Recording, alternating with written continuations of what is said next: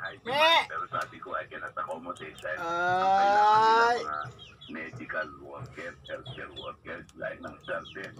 Ako, I can only take you. Dito me, singko na me, dito me oh. 5,000. Dito singko na dali, dito. Dito dali. Kaya mga pawala kami ng klase sa Pilipinas. Ayun kami.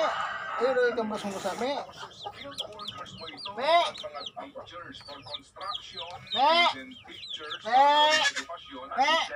Me. Me. Me. Me. Chef natin doon. Sikat na sikat sila doon. Me. Opo. So, sir, more or less, ba, Me. meron Dito me.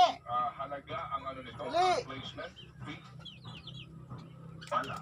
Ang namin, as usual, kung yung mga professionals, yung mga skilled workers, meron, pero reasonable, under the guidelines ng Opo. Sige, so, ang household service workers, dapat walang placement fee. pero bago ho magbayad ng ano pa mang halaga doon sa agency, dapat muna mag-check sa POEA.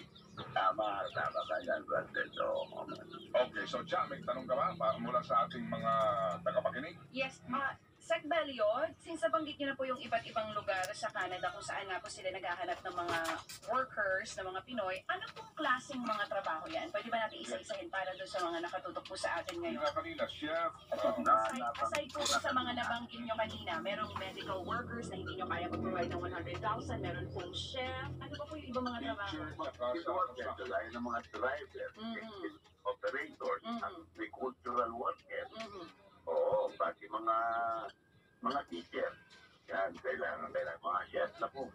Hindi man, mga chef natin doon dahil magagaling daw magluto yung ating mga kababayan, lalo na pagka ang niluluto ay yung, alam mo yung bison, Oo. Yung parang bupalo yan. Me.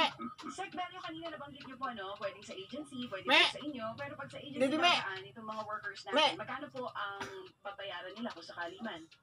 Ang meron pong guidelines na ano dyan, guidelines dyan ng POA, madali lang makuha dyan sa online. Kaya sabihin nila, yung mga prospective OFW natin, pag nag-apply sila, pumunso sa online naman sa ating POA para malaman nila kung ano ang rate sa kanya